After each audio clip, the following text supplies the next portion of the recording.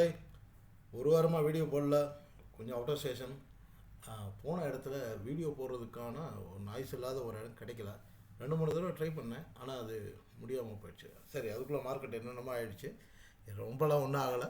வழக்கமாக அந்த வார் வந்தால் என்ன சினாரியோ இருக்குமோ அதுதான் இருந்துச்சு. இதே தான் உக்ரைன் ரஷ்யா கான்ஃப்ளிக்ட் அப்பயும் இதே தான் வந்தது. சரி, இப்போது நம்ம மார்க்கெட் எதை நோக்கி போகுது? நம்ம லாஸ்ட்டாக வீடியோ போட்டப்போ வார் வந்தால் இங்கே வரும் அப்படின்னு நம்ம ஏற்கனவே சொல்லியிருந்தோம்.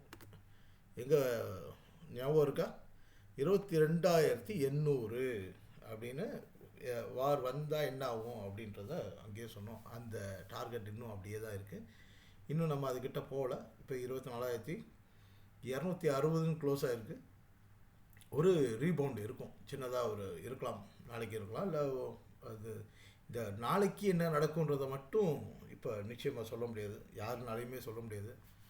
ஒருவேளை ட்ரம்ப்பு சொன்னாலும் சொல்லலாம், அவரை ஒம்புలు காட்டி நமக்கு தூக்கம் வராது. சரி, முதல் நாள் காலையில் எங்கே இறங்குது, காலையில் எங்கே ஏறுது, ஒன்றும் புரியல, என்ன பண்ண போகிறோன்னே தெரியலன்ற மாதிரிலாம் யோசிக்காதீங்க.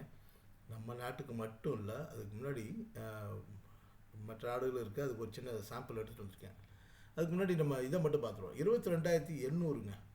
இது இந்த டார்கெட் கட்டாயம் போகும். நீங்கள் வந்து என்ன தான் மேலே போனாலும் திரும்ப இந்த ஏரியாவுக்கு கட்டாயம் வந்து தான் ஆகணும். இது முதல் விஷயம். ஒரே இடம் ரொம்ப ஒஸ்ட் கேஸ் கரெக்ஷன் ரொம்ப இதாக நீளமாக போகுது அப்படின்னா 21,350, 21,350. அதுக்கு வாய்ப்பு ரொம்ப குறைவு. இருந்தாலும் மைண்டில் வச்சுக்கோங்க. ஸோ இப்பொழுதுக்கு பேர் மோடில் வந்துருங்க. நம்ம இதை முதலே சொன்னோம். இனிமேல் ரெசிஸ்டன்ஸ் என்ன, எதுக்கு மேலே க்ளோஸ் ஆனால் அப்படின்றத நம்ம பார்க்கணுன்னு நம்ம லாஸ்ட்டு வீடியோவில் சொல்லிட்டு தான் போயிருந்தேன். ரைட்டு, இப்பொழுதுக்கு ரெசிஸ்டன்ஸ் என்ன அப்படின்னா 24,300. இதுக்கு மேலே க்ளோஸ் ஆனால் இன்னும் கொஞ்சம் மேலே போகலாம். அடுத்து சப்போர்ட்டுன்னு பார்த்தீங்கன்னா 24,020க்கு கீழே க்ளோஸ் ஆனால் ஃபர்தராக திரும்பவும் சார் வந்து இந்த பக்கமாக போக ஆரம்பிச்சிடுறாருன்னு அர்த்தம். இது கொரியாவோட இண்டெக்ஸுங்க. நாம் ஒரு நாளைக்கு 2% 3% இறங்கி ஏறுறதை பார்த்தா நம்ம பயப்படுறோம் இல்லையா? கொரியாவோட இண்டெக்ஸை பாருங்கள். இந்த இதில் இந்த கான்ஃப்ளிக்ட் ஆரம்பிக்கிறதுக்கு முன்னாடி அவர் ஒரு நாள் லீவில் வேறு இருந்தார். அதனால் வச்சு செஞ்சிட்டாங்க. எங்கேருந்து பாருங்கள், 6,400லேருந்து 5,100 வரைக்கும் வந்திருக்காரு. அதாவது 1,300 பாயிண்ட்டு. இது கரெக்டாக கிட்டத்தட்ட பார்த்திங்கன்னா நம்ம 2008 நம்ம மார்க்கெட் வந்து விழுகிறதுக்கு முன்னாடி 6,300 தான் ஹை இருந்தது. அதே தான், கிட்டத்தட்ட அதே தான். அங்கேருந்து 2 நாளில் நம்ம மார்க்கெட்டு இப்படி தான் வந்தது. என்ன, நம்ம மார்க்கெட்டில் 10% ஃப்ரீஸை போட்டு லீவ் விட்டுருவாங்க. அவங்க இதில் விடலை, அடின்னு அடித்து அடுத்த நாள் ஒரே நாளில் 12-15% அடித்து மேலே போய் அங்கேருந்து கீழே வந்து அப்புறம் மறுபடியும் இன்றைக்கி மேலே போய் இப்படி தான் இருக்குது. நம்ம நாடு மட்டும் இல்லை, எல்லா நாட்டிலையுமே ஆஃப்கோர்ஸ். ஏன்னா கொரியா ஏன் எடுத்தேன்னா கிட்டத்தட்ட நம்மள மாதிரி தான், என்னன்றது ஒன்றுமே இல்லை. அதே மாதிரி நம்மளை மாதிரி வளரும் நாடு, அதனால் அவரை நம்ம கணக்கில் எடுத்துருக்கோம்.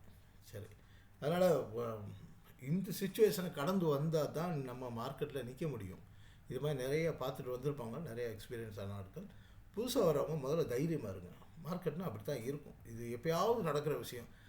அதனால தான் எப்போ பார்த்தாலும் market is subject to the risk அப்படின்வாங்க. ரைட்டு, நாம் இதை கடந்து எப்படி போகலாம் அப்படின்னா அதுக்கு முதல்ல இந்த மேப் தெரிஞ்சு, ரோட் மேப்பை பற்றி ஓரளவுக்கு ஐடியா வந்துச்சுன்னா 100% யாருனாலையும் சொல்ல முடியாது, வந்துடுச்சுன்னா என்ன பண்ணலான்னு பார்க்கலாம். ஸோ நிஃப்டிக்கு நம்ம ஒரு சப்போர்ட் பார்த்துட்டோம். அடுத்து பேங்க் நிஃப்டியை பொறுத்த வரைக்கும் ஃபஸ்ட்டு டார்கெட்டை அச்சீவ் பண்ணிகிட்டா இருக்கேன். அதாவது மேலே தான் டார்கெட் இருக்குது நம்ம முதல்ல பேசுகிறப்போ, இருந்தாலும் கீழே டார்கெட் வச்சுட்டு தானே போயிருப்பாங்க. அப்படி பார்க்குறப்போ இதோட டார்கெட்னு பார்த்தீங்கன்னா 55,825. அதை வந்து சார் வந்து அச்சீவ் பண்ணிட்டார். ஸோ 55,200 சொல்லிட்டே வந்துட்டார். ஸோ இந்த டார்கெட் முடிஞ்சு போச்சு. இப்போ மறுபடி 57,800க்கு மேலே க்ளோஸ் ஆனார்னா இது இந்த இப்போது இந்த 57,250 வந்துச்சுட்டா அதுக்கு கீழே இனிமேல் போக மாட்டாருன்னு நம்ம நினச்சிக்கலாம். அது அந்த கணக்கு வச்சுக்கலாம். ஒருவேளை 57,800க்கு மேலே க்ளோஸ் ஆகாமல் அதுக்குள்ளேயே இங்கே இந்த ஏரியாவிலே சுற்றிட்டு இருந்தார்னா இதோட ஒஸ்ட் கேஸ். இப்போ இன்றைக்கி நம்ம பார்க்க போகிறது எல்லாமே ஒஸ்ட் கேஸ் தான் பார்க்க போகிறோம். எது வரைக்கும் மேக்ஸிமம் வரலாம். ஸோ அதுக்கு நம்ம ப்ரிப்பேராக இருப்போம். அதுக்காக தான் இது சொல்கிறது. ஒஸ்ட் கேஸ்ன்னு பார்த்தீங்கன்னா 53,800 வரைக்கும் வரலாம். அதாவது இப்போ 56,950ன்னு வச்சுக்கோங்களேன். அப்போ கிட்டத்தட்ட பாயிண்ட்டு, 3000 பாயிண்ட்னா கிட்டத்தட்ட 6% வந்து இன்னும் இறங்க வேண்டியது இருக்குது. இதில் வந்து பார்த்தீங்கன்னா ஸ்டேட் பேங்க் வந்து அவரோட டார்கெட்டை வந்து கஷ்டப்பட்டு நேற்று அச்சீவ் பண்ணிட்டார். அச்சீவ் பண்ணிவிட்டு ரெக்கவர் ஆனதுனால இப்போ நான் அதை ஒரு ஒரு கீ பாயிண்ட்டாக எடுத்துக்கிறேன். எப்படின்னா அவர் பேங்க் நிஃப்டியை பொறுத்த வரைக்கும் ஒரு டார்கெட்டாக அச்சீவ் பண்ணிட்டார். இனிமேல் இந்த ஜோனுக்குள்ளே சுற்றுறதுக்கான வாய்ப்பு நிறையா இருக்குது. ஏன்னா இதெல்லாம் எதுக்காக சொல்கிறேன்னா, க்ரூட் ஆயில் ப்ரைஸ் வந்து இனிமேல் பெருசாக ஏறாது. அதை கடைசியாக பார்க்கலாம். அடுத்ததாக ஐடி பாவத்தை இந்த வாரம் வந்து 30,920க்கு மேலே, அதாவது இங்கேருந்து ஒரு 3% ஏறணும்னு வச்சுக்கோங்களேன். அதுக்கு மேலே க்ளோஸ் ஆகிட்டாருன்னா அவரும் இப்பொழுதைய பியர் ட்ரெண்டை முடிச்சுக்கிறாருன்னு அர்த்தம். ஆனால் 3% ஏறுவாரா? இன்றைக்கே போட்டு அடித்து வச்சுட்டானுங்க. ரொம்ப ஒஸ்ட் கேஸ் அப்படின்னு பார்த்தா 25,300. அது இப்போ வராது. இந்த கரெக்ஷன் இருக்கு இல்லையா, அதில் வர்றதுக்கான வாய்ப்பு ரொம்ப குறைவு. அன்லஸ் ஏதாவது ஒரு பெரிய டிசாஸ்டர் நடந்தால், அதாவது ஐடி ஃபீல்டில் டிசாஸ்டர். இனிமேல் நம்ம மார்க்கெட்டுக்கான டிசாஸ்டர் நியூஸ்னு ஒன்றும் இல்லை. எப்பயுமே ஒரு விஷயம் ஞாபகம் வச்சுக்கோங்க மக்களே, மார்க்கெட்டில் ஒரு சம்பவம் நடக்கிற வரைக்கும் தான் அதுக்கப்புறம் பெரிய பாதிப்பெல்லாம் இருக்கும். இனி பெரிய பாதிப்பெல்லாம் இப்போ இதை சுச்சுவேஷனை வச்சுக்கிட்டு நீ ஷார்ட் அடிக்கிறவங்க, இது வரைக்கும் நல்ல செய்தியை வச்சுக்கிட்டு லாங் போனாங்களே, அந்த மாதிரி கெட்ட செய்தியை வச்சுட்டு ஷார்ட் போடுறது வழக்கம். ஸோ ஐடியை பொறுத்த வரைக்கும் இந்த வாரம் மேலே க்ளோஸ் ஆகுதான்னு பார்ப்போம். பார்த்தா அதுக்கேற்ற மாதிரி நம்ம அடுத்த முடிவு எடுக்கலாம். இப்பொழுதுக்கு சின்னதாக ஒரு பேட் இருக்குது. ஆனால் இன்றைக்கி க்ளோஸ் கூட சேஃப் க்ளோஸ் தான். இது ஐடி ஒஸ்ட்டாக போகல, ஒரு முக்கியமான இதுக்கு கீழே க்ளோஸ் ஆகாமல் தப்பிச்சிட்டார் ஒரு. அப்புறம் ஆட்டோ வந்து நேற்று க்ளோஸும் கிரிட்டிக்கல் சப்போர்ட்டுக்கு மேலே போய் தப்பிச்சு போய் நின்றுட்டார். ஸோ அதோட வெளிப்பாடாக இன்றைக்கி கொஞ்சம் மேலே போச்சு. மறுபடியும் சொல்கிறேன், ஒருவேளை ஒஸ்ட் கேஸ் அப்படின்னு வந்தால் 24,120, அதாவது இங்கேருந்து கிட்டத்தட்ட 2,500 பாயிண்ட்டு. 2,500 பாயிண்ட்னா ஒரு 10-12% வச்சுக்கோங்களேன். இங்கேருந்து கீழே வர்றதுக்கு வாய்ப்பு இருக்குது. இதெல்லாம் ஒஸ்ட் கேஸ், நாளைக்கே வரப்போகுதுன்னு சொல்லலை. ஆனால் அதுக்கு ப்ரிப்பேர் ஆகி இருக்கணும். நம்ம மெட்டலை பொறுத்த வரைக்கும் கீழே வர்றதுக்கு வாய்ப்பு இல்லை. என்ன காரணம்னா, எப்பயுமே வார் மாதிரியான சுச்சுவேஷன் வரப்போ மெட்டலோட ரெக்யர்மெண்ட் வந்து அதிகமாகும், எந்த மெட்டலாக இருந்தாலும் சரி. என்ன காரணம் அப்படின்னா, இது இப்போ வார் மாதிரி நடந்துருச்சு. அப்போ மறுபடியும் கன்சியூமிங் வந்து மறுபடியும் ரீஸ்ட்ரக்சரிங் பண்ணணும். அப்படின்றப்ப என்ன நடக்கும்னா, இதோட டிமாண்ட் ஜாஸ்தியாகும். மெட்டல், சிமெண்ட் இதோட டிமாண்ட் ஜாஸ்தியாகும். அதனால் அதுக்கு வந்து மோசமான நியூஸ் அப்படின்னு எடுத்துக்காமல் பாசிட்டிவான நியூஸ் தான். ஆனால் மார்க்கெட் விழுகிற வேகத்தில் இது வந்து பெருசாக விழுகாது. எல்லோரும் கூட்டமும் கொஞ்சம் விழுவார், ஆனால் பெருசாக விழுக மாட்டார். ஃபார்மா ரெடியாக இருக்கார் சார், அடுத்து மேலே போகிறதுக்கு ரெடியாக இருக்கார். அதுக்கு என்ன கன்ஃபர்மேஷன்னா, இப்போ 23,253 இருக்கு இல்லையா, 23,580க்கு மேலே டெய்லி, வீக்லி, மந்த்லி ஏதாவது ஒன்று வச்சுங்களேன், அதுக்கு மேலே க்ளோஸ் ஆகிட்டார்னா ஒரு பெரிய ரேலி இருக்குது. ஆனால் அப்படின்னா வார் ரொம்ப மோசமாகுதுன்னு அர்த்தம். ஸோ ஃபார்மாவுக்கான ரெக்குயர்மெண்ட்டு, ஃபார்மா மேலே போக வேணாம்னு நம்ம வேண்டிக்குவோம். எஃப்எம்சிஜி அவர் 2 கட்டான பாவத்தில் முடிச்சிட்ருக்காருங்க. நம்ம ஏற்கனவே சொல்லியிருந்தோம் 50,000க்கு கீழே மந்த்லி க்ளோசிங் நடந்தால் கீழே வரணும்னு. ஆனால் போன மாதம் அப்படி க்ளோஸ் ஆகாமல் தப்பிச்சிட்டாரு. 50,500க்கு மேலேயே நின்றுட்டார் போன மாதம். இப்போ அதே இது வந்து 49,330க்கு கீழே மந்த்லி க்ளோஸ் வந்தால் அது அதோட பேர் ட்ரெண்டில், ஏன்னா அது ஏற்கனவே பேர் ட்ரெண்டில் இருந்தது, அதோட பேர் ட்ரெண்டை கண்டினியூ ஆகும். இல்லை அப்படின்னா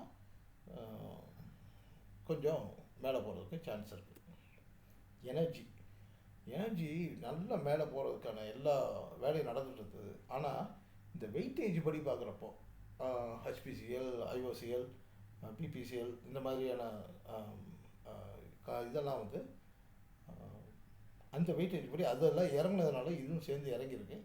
மற்றபடி இதோட டார்கெட் மேலே தான் இருக்குது, 40,000 இருக்குது. இப்போ 36,000 இருக்குது. அப்போ கிட்டத்தட்ட 10% இங்கேருந்து ஏறதுக்கு தயாராக இருக்கார் அவர். ஆல்ரெடி அவர் டார்கெட்டை ஃபிக்ஸ் பண்ணிட்டார். அதே தான் முதல்ல இதுக்கு சொன்ன மாதிரி தான் மார்க்கெட்டோட இந்த சுச்சுவேஷனுக்கு ஏற்ற அந்த சூழல்னால கீழே வரமாட்டார். அதனால் நீங்கள் oil refinery oil sales retail sales எல்லாம் பண்ணுறாங்க இல்லையா, அவங்களுக்கு வந்து இது வந்து நெகட்டிவ் நியூஸ். மற்றபடி ஓஎன்ஜிசி ரிலையன்ஸ் மாதிரியான கம்பெனிகளுக்கு வந்து பாசிட்டிவான நியூஸ் தான். ஏன்னா ஆயில் டிமாண்ட் ப்ரைஸ் கூட அவங்களோட ப்ராஃபிட்டபிலிட்டியும் கூடும். சரி, வந்துட்டாரியா தங்கம். தங்கம் ஒன்றும் பெரிய விஷயம்லாம் இல்லை மக்களே, ஏற்கனவே சொன்னது தான். நம்ம ஏற்கனவே ஒரு முறை பழைய இதில் சொல்லியிருந்தோம், 53,050 ஏதோ சொல்லியிருந்தோம். அதை போய் அவர் 53,080 சொன்னோம், கரெக்டு. அதை போய் அவர் அச்சீவ் பண்ணிட்டார். அப்போது 5,400க்கு மேலேயே போயிட்டார். 5,380 முதல்ல டார்கெட் இருந்தது, அதை முடித்து மேலே போயிட்டார்.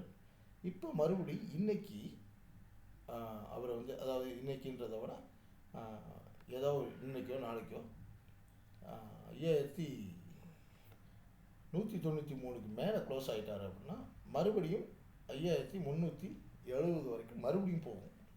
ஆனால் நம்ம இன்னொன்று சொல்லியிருந்தோம், ஞாபகம் இருக்கா? 5,780 டார்கெட் இருக்குன்னு.